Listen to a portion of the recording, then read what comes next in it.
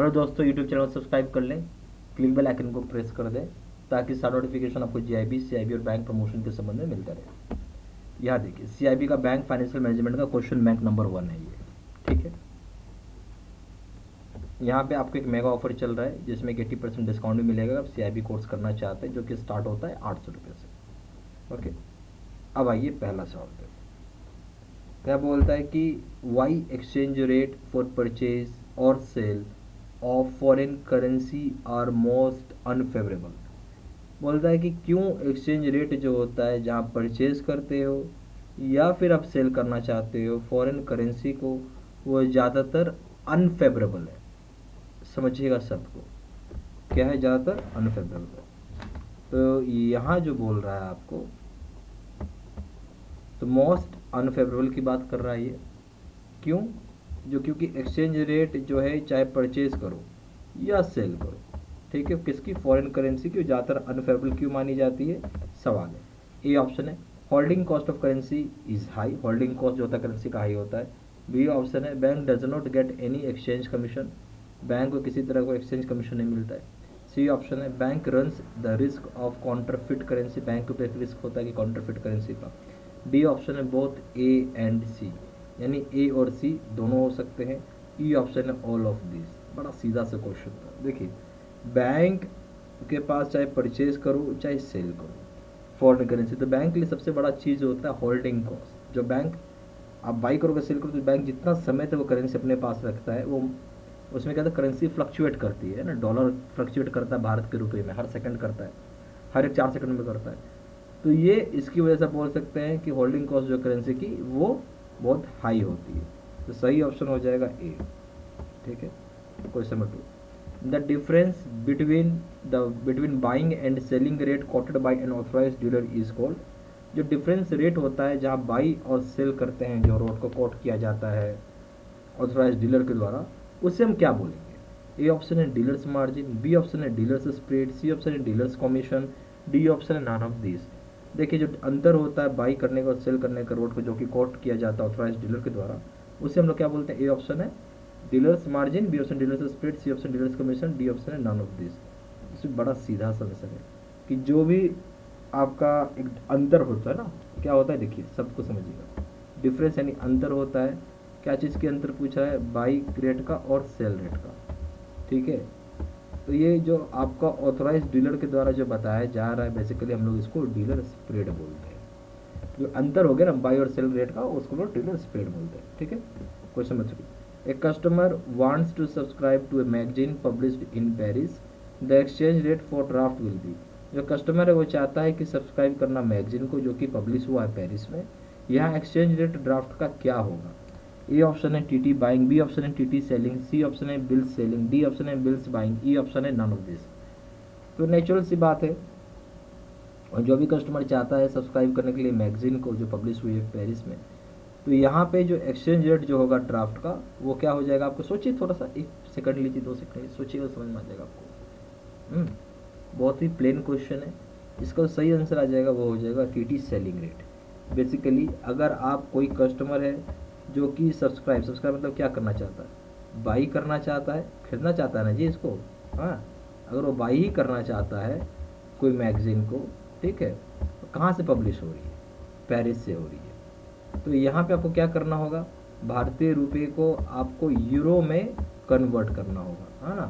तो आप क्या कर रहे हो, डॉलर रुपये को सेल कर रहे हो, यहाँ पे क्या कर रहे हो, रुपये को सेल कर रहे हो। ठीक है, आ रहा समझ में मैं क्या बोल रहा हूँ, इसलिए टीटी सेलिंग रेट होगा। Question number 4, your non resident customer presents A draft in foreign currency for which cover has already been provided in the nostro account, the rate of exchange to be applied to the transaction will be। बोलता है जो आपके यहाँ का जो resident customer है उसने present किया है एक ड्राफ्ट जो कि फॉरेन करेंसी में है, जहाँ पे कवर उसको ऑलरेडी प्रोवाइड किया हुआ है नॉस्ट्रो अकाउंट में। तो यहाँ जो रेट होगा एक्सचेंज का जो अप्लाई की जाएगी ट्रांजेक्शन, वो क्या होगा, ये सवाल है। ए ऑप्शन है TT buying, B option TT bill selling, C option है बिल्स बाइंग, डी ऑप्शन है टीटी सेलिंग और E option none of this. देखिए, बहुत इसको थोड़ा स्मूथली समझिए, ज़्यादा समझ में। एक नॉन रेजिडेंट क्या है, कस्टमर आया, ड्राफ्ट दिया, किस करेंसी में था, फॉरेन करेंसी में था, ठीक है, और ये कहाँ से हुआ है, नॉट प्रोवाइड किया गया नॉस्ट्रो अकाउंट। नॉस्ट्रो अकाउंट में बेसिकली फॉरेन करेंसी में अकाउंट मेंटेन्ड होता है। तो रेट ऑफ एक्सचेंज जो होगा वो क्या अप्लाई करेगा, बहुत सीधा सेंसर था, टीटी बाइंग अप्लाई करेगा। क्यों करेगा, देखिए फॉरेन करेंसी मान लेते कि डॉलर था, ठीक है, डॉलर से अभी वो कौन सा आप कर रहे हो, रुपये में कन्वर्ट हो रहा है, डॉलर से रुपये में कन्वर्ट हो रहा है, यानी आप डॉलर को यहाँ पे क्या कर रहे थे, आप डॉलर को यहाँ पे सेल कर रहे थे, ठीक है, और बाई क्या कर रहे हैं यहाँ पे, आप रुपीस बाई कर रहे हो, ठीक है। तो इस वजह से चूँकि ये नॉन रेसिडेंट कस्टमर यानी भारत में आया हुआ है, ये कहाँ आया हुआ है, भारत में आया हुआ है, तो इसलिए अगर ये इंडिया में है तो यहाँ पे टीटी बाइंग रेट होगा, क्योंकि आप रुपीस खरीद रहे हो फिर, इसलिए। Question number 5, your importer customer has to retire his import bill, the rate of exchange to be applied will be. जो आपका एक इम्पोर्टर है, अब समझिए बात, इम्पोर्टर मतलब वो आदमी हुआ जो सामान विदेश से खरीदता है, उसका इम्पोर्ट बिल रिटायर हो रहा है, रेट ऑफ एक्सचेंज यहाँ पे क्या अप्लाई होगा, ए ऑप्शन है बिल्स बाइंग, बी ऑप्शन है टीटी सेलिंग, सी ऑप्शन है बिल्स सेलिंग, डी ऑप्शन है TT sell buying, E option है नॉन ऑफ दिस। तो इस केस में सीधा सा ऑप्शन है कि बिल्स सेलिंग होगा। क्यों होगा बिल्स सेलिंग, अब समझिए, ये क्या रिटायर हो रहा था, रिटायर हो रहा था उसका बिल। नेचुरल सी बात है, यहाँ पे टीटी तो खैर होगा ही नहीं, ठीक है, यहाँ पे जो भी होगा तो बिल से संबंधित होगा। यहाँ पे जो बिल्स आया हुआ है वो हम लोग लिखेंगे, तो क्या लिख दिया हमने, बिल्स। अब हमें बाई या सेल, यही तो इतना ही समझना था, ठीक है।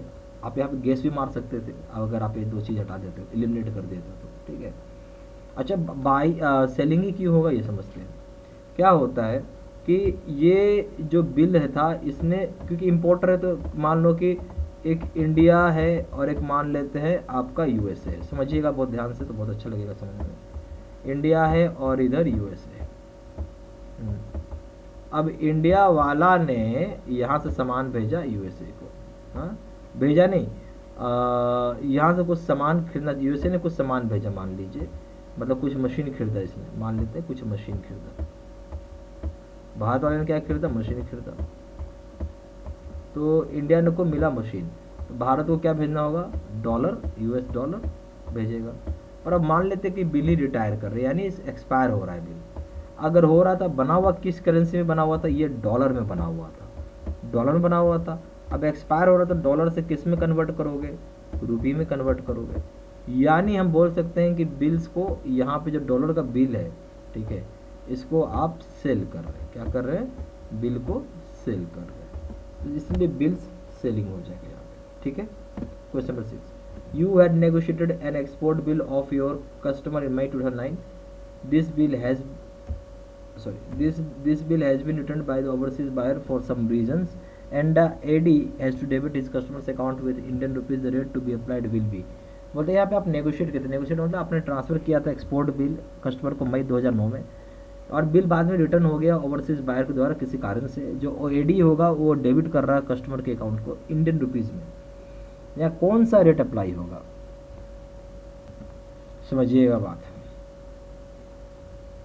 एक्सपोर्ट कर रहे थे आप, ठीक है, ए ऑप्शन के bills buying, C B option है, A option bills buying, B option TT selling, C option TT buying, D option है bill selling, E option none of this. तो सही ऑप्शन हो जाएगा टीटी बाइंग, ठीक है। क्या हो जाएगा सही ऑप्शन, सही ऑप्शन हो जाएगा टीटी सेलिंग हो जाएगा, नॉट बाइंग। और यहाँ पे टीटी सेलिंग भी नहीं होगा, डेट हो जाएगा बिल्स सेलिंग होगा। क्या होगा, बिल्स सेलिंग। जो भी हमने एक्सपोर्ट इंपोर्ट का कहानी पढ़ा, यहाँ क्या पढ़ा, यहाँ में अभी क्या कहानी पढ़ा, इंपोर्ट का पढ़ा, सेम कहानी एक्सपोर्ट में हो जाएगा। अभी हम लोग यहाँ पे बिल्स सेलिंग था, यहाँ पे बिल्स बाइंग हो जाएगा, सॉरी बिल्स बाइंग हो जाएगा, सेम चीज़ है, खाली वहाँ पे एक्सपोर्टर है या इंपोर्टर, इतना ही अंतर है, बाकी कुछ था नहीं। तो यहाँ पे आपको बिल, क्योंकि बिल रिटर्न हो गया है ना, क्या हो गया, बिल रिटर्न हो गया, ठीक है, इसलिए बिल्स बाइंग हो जाएगा, ठीक है। क्वेश्चन नंबर 7 में, on which of the following TT rate will not be applied, किस पे टीटी रेट अप्लाई नहीं होगा, बाइंग रेट अप्लाई नहीं होगा, शब्द का ध्यान दीजिएगा, टीटी बाइंग रेट अप्लाई नहीं होगा। ए ऑप्शन है payment of DD drawn on the paying bank, B option है cancellation of outward TT MT, C option है conversion of proceeds of instrument sent for collection, D option है purchase of foreign DD drawn abroad. बड़ा सीधा सा सवाल है और सीधा सा जवाब है डी ऑप्शन। इसमें जो होगा वहाँ बोलेंगे टीटी बाइंग रेट नहीं होगा। यहाँ पे जब परचेज करते हो डीडी को तो यहाँ पे टीटी बाइंग रेट नहीं लगता, यहाँ पे बल्कि टीटी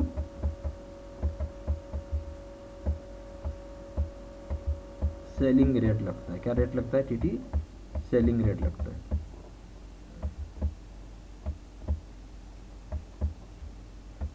तो इसलिए जो ये ऑप्शन सही हो जाएगा। बट टीटी बाइंग रेट कहाँ लगता है? जहाँ पर पेमेंट करी थी डीडी जो ड्रॉन होगा पेइंग बैंक पे, ये सही है। फिर कैंसिलेशन ऑफ आउटवर्ड टीटी और एमटी, ये भी सही है। जो कन्वर्जन करते हैं प्रोसीड्स ऑफ इंस्ट्रूमेंट जो सेंड किया जाता है कलेक्शन के लिए, इसमें ये भी सही है। ठीक है, यहाँ पे सब जगह आपको टीटी बाइंग रेट लगेगा। क्या लगेगा? तीनों जगह पे आपको लगेगा टीटी बाइंग रेट।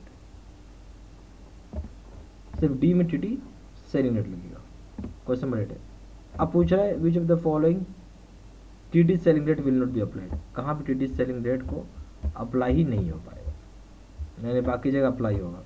तो ए ऑप्शन है crystallisation of overdue export bills, B option है crystallisation of overdue import bills, C option है इश्यू ऑफ फॉरेन डीडी या एमटी, डी ऑप्शन है कैंसिलेशन ऑफ आउटवर्ड टीटी या MT, E option both A and B, E option both B and D. बड़ा सीधा सा answer है इसमें। सही ऑप्शन हो जाएगा ई बोथ बी एंड डी। कैसे हो जाएगा कि बोलता है पहली बात टीटी सेलिंग रेट कहाँ हो? Crystallisation of overdue export bills में टीटी सेलिंग रेट लगता है। ठीक है, आप जब crystallisation of overdue import bill करेंगे तो यहाँ पे बाइंग रेट लगता है। ठीक है, यानी यहाँ पे टीटी सेलिंग रेट डी लगता है।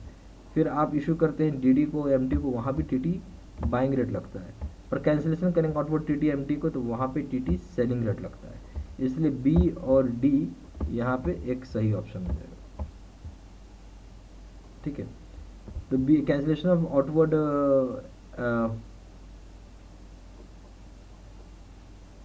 सॉरी, यहाँ जब इशू करते हैं डीडी को तो आपको जब आप इशू करते हो डीडी फॉरेन डीडी एमटी को तो यहाँ पे भी आपको टीटी सेलिंग रेट लगेगा। ठीक है, पर यहाँ पे कैंसिलेशन कर रहे हो आउटवर्ड का तो यहाँ पे आपको टीटी सेलिंग रेट नहीं लगेगा, यहाँ पे बाइंग रेट लगता है। तो इस वजह से हम लोग यहाँ पे ये बोल सकते हैं कि आपका बी और डी जो है वो नहीं होगा ऑप्शन, इसलिए हम लोग ई ऑप्शन मार्क करेंगे। व्हेन फॉरेन, क्वेश्चन 9 देखिए, when foreign currency is fixed in value form currency is variable it is called. अब समझते हैं सिर्फ क्वेश्चन को। क्या बोल रहे हैं? फॉरेन करेंसी को आपने फिक्स कर दिया है। ठीक है, और जो वैल्यू है होम करेंसी का वो क्या हो रहा है भाई? वेरिएबल, यानी चेंज कर रहा है। डॉलर जो है ये फिक्स, यानी $1 के बराबर हम ऐसा मान लेते हैं कि 40 थोड़ी है, अभी कितना है, 74.85 रुपीज़ चल रहा होगा मार्केट में। ठीक है, फिर ये कभी ऐसा भी होगा कि 74.87 हो जाता होगा।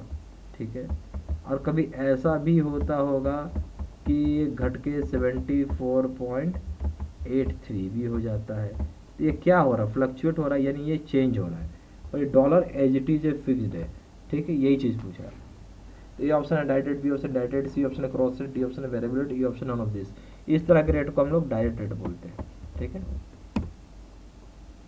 क्वेश्चन नंबर 10 अब बस उल्टा है यहाँ पे। बोलते when home currency is fixed and value foreign currency is variable it is called. अब देखिए क्या होता है, होम करेंसी को आपने फिक्स कर दिया है और जो वैल्यू था फॉरेन करेंसी का उसको आपने क्या कर दिया, यहाँ पे वेरिएबल कर दिया, यानी चेंज करता है।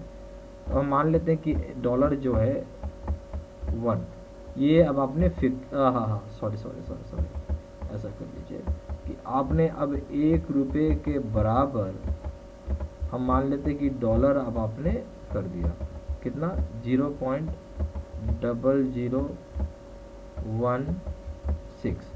तो कभी ये घट के हो गया आपका, मान लेते हैं कि 0.0015, तो कभी ये बढ़ के हो गया 0.0017। ये चेंज का, फॉरेन करेंसी चेंज कर रहा, रुपीस कांस्टेंट है। तो यहाँ पर ऑप्शन है A option direct, B option direct, C option cross rate, D option variable, D option none of this. Natural सी बात इसको ना इनडायरेक्ट रेट बोलते हैं। ठीक है, यहाँ पे हमारे पास CIB के 2 तरह के प्रोग्राम्स हैं। ठीक है, एक प्रोग्राम का नाम है PPT यानी computer screen recorded video course, दूसरा है आपका face to face video course. PPT मतलब होता है कि जो अभी आपने वीडियो देखा क्या था, कंप्यूटर स्क्रीन पे रिकॉर्डेड करके आपको मिला, ठीक है। फेस टू फेस में क्या होता है, मैं बोर्ड पे जाता हूँ, पढ़ाता हूँ, और ये बेस्ट कोर्स है, बहुत ही अच्छा कोर्स है, बहुत हाई रिजल्ट है इस कोर्स को करने से आपको मिलेगा, ठीक है। और सबसे बड़ी बात है कि आप ये मान के चलिए कि पहली अटेम्प्ट में ही निकल जाएगा, फर्स्ट अटेम्प्ट में आप पास कर जाएंगे, बहुत अच्छा ये मैं आपको बोलूँगा, ठीक है। और इसमें एक और चीज़ है कि आपको डेप्थ भी ज़्यादा दिखेगा, इतना डेप्थ कहीं किसी कोर्स में आपको नहीं मिलेगा जितना इस कोर्स में है, ठीक है। दोनों जगह अगर आप देखेंगे, इसलिए हाई सबसे ज़्यादा सेलिंग वाला है, पावरफुल ये कोर्स है, ठीक है। मैं आपको यही कोर्स करने के लिए रिकमेंड भी करूँगा। दोनों कोर्स को अगर आप कंपेरिजन करें, दोनों जगह वीडियो लेक्चर कोर्स है, दोनों जगह केस स्टडी की वीडियो है। यहाँ पे 6000 सेट ऑफ क्वेश्चन में क्या 12000 सेट ऑफ क्वेश्चन में क्या, यहाँ पे 30 मॉक टेस्ट है, उसका दोनों जगह रिविजन नोट है, और दोनों जगह जो वैलिडिटी है लाइफ लॉन्ग है। कोई भी पेपर करी ABM BFM रिटेल बैंकिंग, यहाँ दाम है 800 रुपये, यहाँ दाम है 1500 रुपये। ABM प्लस BFM करें दाम है 1500 रुपये, यहाँ है दाम 2700 रुपये। और कॉम्बो पैक लेते हैं, दोनों पेपर एक साथ करते हैं, उसका दाम है यहाँ पे 2000 रुपये, यहाँ दाम है 3500 रुपये। ज़्यादा जानकारी के लिए फ़ोन भी कर सकते हैं, फ़ोन नंबर हो जाएगा 4 टाइम्स 9 685 127, दूसरा नंबर है 7827546946। वेबसाइट में जाकर डायरेक्टली ऑनलाइन ऑर्डर प्लेस कर सकते हैं, वेबसाइट हो जाएगा www.jibcibstudymaterial.com। ईमेल ID हो जाएगा seedsena123@gmail.com।